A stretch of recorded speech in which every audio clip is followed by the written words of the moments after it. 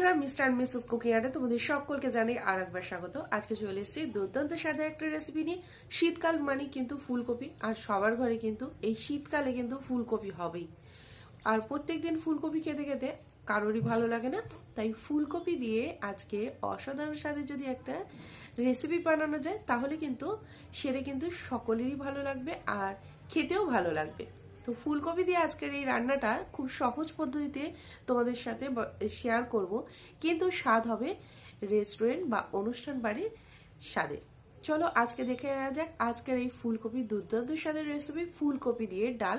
অবশ্যই তোমরা এটা সাধারণ ডালের থেকেও টেস্টটা একটু আলাদা আর খুবই সুন্দর। তোমরা গরম ভাতের পাতে অবশ্যই এই ডালটা ট্রাই করতে পারো। চলো দেখে নেওয়া যাক আজকের রেসিপি। যদি ভালো লেগে থাকে তাহলে অবশ্যই কিন্তু ভিডিওটা লাইক করে দিও, আর যারা নতুন বন্ধু আছো এখনো পর্যন্ত সাবস্ক্রাইব করনি তাড়াতাড়ি করে সাবস্ক্রাইব করে নিও।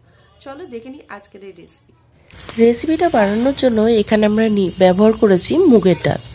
আর মুগের ডালটা এখানে আমরা ব্যবহার করেছি 1.5 কাপ মতো মুগের ডাল এখানে ব্যবহার করেছি। আর মুগের ডালটাকে নিয়ে একটা সাইডে রেখে দিলাম। এরপরে নিয়ে নিচ্ছি ফুলকপি। ফুলকপিটা আমরা নেওয়ার পরে ফুলকপিটা কিন্তু একটু ঠিক এইভাবে আগে প্রথমে কেটে নেব। ঠিক এক একটা করে একটু বড় বড় রেখে কেটে নেব ফুলকপিগুলো। আমি সমস্ত ফুলকপিটা কাটবো না, কিছুটা নেব আর কিছুটা কিন্তু রেখে দেব, কারণ এই রেসিপিতে সবটা আমার লাগবে না।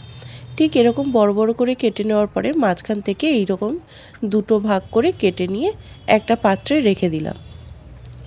এরপরে আমরা এই ফুলকপির মধ্যে সামান্য একটু নুন দিয়ে ফুলকপিটাকে আগে ভালো করে ধুয়ে ফুলকপির মধ্যে নুন দিয়ে একদম ফুটন্ত গরম জল ফুলকপিতে কিন্তু দিয়ে দেবো।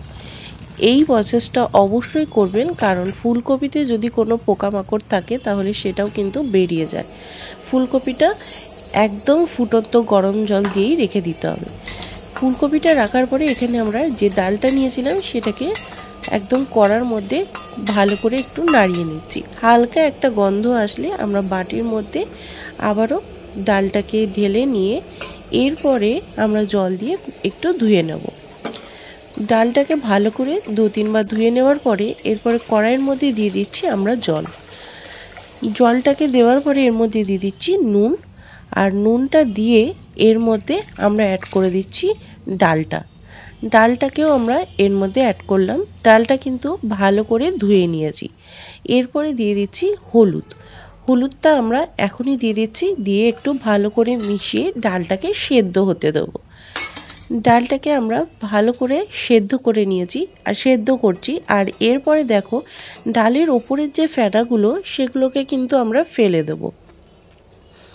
ফেনাগুলো যদি থাকে তাহলে ডালের টেস্ট একদমই ভালো হবে না, তাই ওপরের যে ডালের ফেনাগুলো সেগুলো কিন্তু আমরা এইভাবে ফেলে দেবো।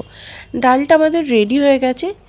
আর ডালটা রেডি হয়ে যাওয়ার পরে এই রকম পর্যায়ে আমরা ডালটাকে একটা বাটির মধ্যে ঢেলে নিচ্ছি। আর অবশ্যই ডালটা রান্না করার সময় 2টো কাঁচা লঙ্কা আমি দিয়ে দিয়েছিলাম সেদ্ধর সময়। এরপরে কড়াইয়ের মধ্যে নিয়ে নিলাম তেলটা নেওয়ার পরে ফুলকপিটাতে সামান্য একটু নুন আর একটু হলুদ দিয়ে মাখিয়ে ফুলকপিগুলোকে কড়াইয়ের মধ্যে লালচে করে ভেজে নেব। ফুলকপিগুলো কিন্তু আমরা ভালো করে একটু লালচে করে ভেজে নেব, যাতে এখানেই আমাদের কিছুটা একটু নরম হয়ে যায় বা কিছুটা ফুলকপি যেন একটু সেদ্ধ হয়ে যায়। বাদ বাকিটা আমরা ডালে দিয়ে সেটাকে সেদ্ধ করে নেব। দেখতেই পাচ্ছ ফুলকপিগুলো আমরা লালচে করে ভেজে নিয়েছি। এরপরে কড়াইয়ের মধ্যে আমরা কিশমিশ আর কাজু বাদাম সেটাকেও কিন্তু দিয়ে একটু ভালো করে নাড়িয়ে দিচ্ছি।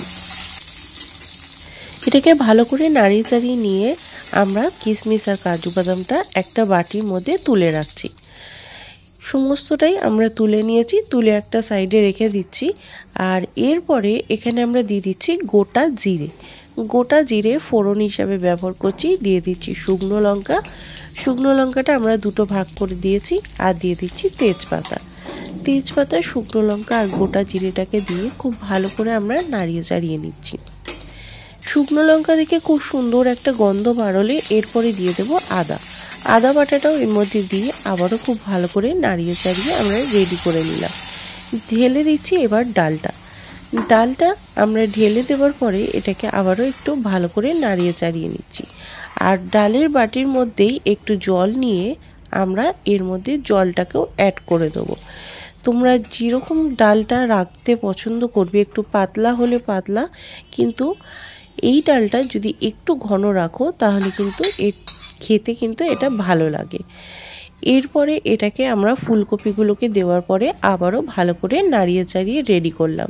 দিয়ে দিচ্ছি স্বাদ মতো নুন, দিয়ে দিচ্ছি স্বাদ মতো চিনি। নুন আর চিনিটাকে দেওয়ার পরে এটাকে আবারও খুব ভালো করে নাড়িয়ে চাড়িয়ে দিচ্ছি। দেওয়ার পরে এটাকে আমরা ঢাকা দিয়ে বেশ কিছুক্ষণ হতে দেবো, যাতে ফুলকপিগুলো একদম সেদ্ধ হয়ে যায়। আমরা ঢাকাটা খুলে নিয়ে এরপরে দেখে নিচ্ছি, দেখো খুব সুন্দরভাবে কিন্তু ডালের একটা গন্ধ বার হয়েছে আর খুব সুন্দর কিন্তু কালারটাও চলে এসছে। এরপরে এটাকে আমরা এর মধ্যে দিয়ে দিচ্ছি কিশমিশ আর কাজু বাদাম। কিশমিশ আর কাজু বাদামটাকে দেওয়ার পরে আবারও খুব ভালো করে নাড়িয়ে চাড়িয়ে রেডি করে নিচ্ছি। দিয়ে দিচ্ছি ভাজা জিরে গুঁড়ো। একটু শুকনো খোলায় নেড়ে তারপরে আমি এখানে জিরে গুঁড়োটা ব্যবহার করেছি, এতে টেস্টটা খুব সুন্দর আসে। দিয়ে দিলাম ভাজা জিরে গুঁড়ো আর এরপরে দিলাম 8 চামচ মতো ঘি। হাফ চামচ মতো এখানে ঘিয়ের ব্যবহার করেছি। ঘিটাকে দেওয়ার পরে আবারও ভালো করে নাড়িয়ে চাড়িয়ে এটাকে মিশিয়ে দিচ্ছি। রেডি হয়ে গেছে ফুলকপি দিয়ে এরকম অসাধারণ ডাল।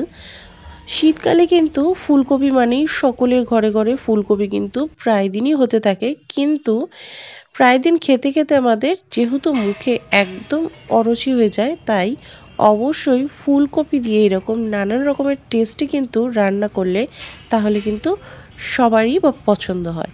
তাই ফুলকপি দিয়ে এই নতুন ধরনের ডালের রেসিপিটা যদি ভালো লেগে থাকে অবশ্যই বাড়িতে একবার হলেও ট্রাই করো।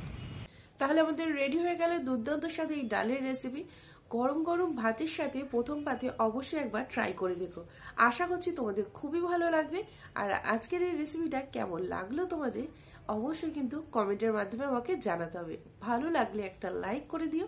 আর যারা নতুন বন্ধু আছো এখনো পর্যন্ত আমার চ্যানেলটিকে সাবস্ক্রাইব করোনি, ভিডিওটা যদি একটুও ভালো লেগে থাকে তাহলে অবশ্যই সাবস্ক্রাইব করে নিও। পাশে থাকা বেল আইকনটা ক্লিক করতে একদম ভুলো না। আজকের মতো রেসিপি পর্যন্তই। আবারও দেখা হচ্ছে পরবর্তী কোনো ভিডিওতে। ততক্ষণে তোমরা ভালো থেকো, সুস্থ থেকো। আবারও আসছি পরবর্তী কোনো ভিডিও নিয়ে।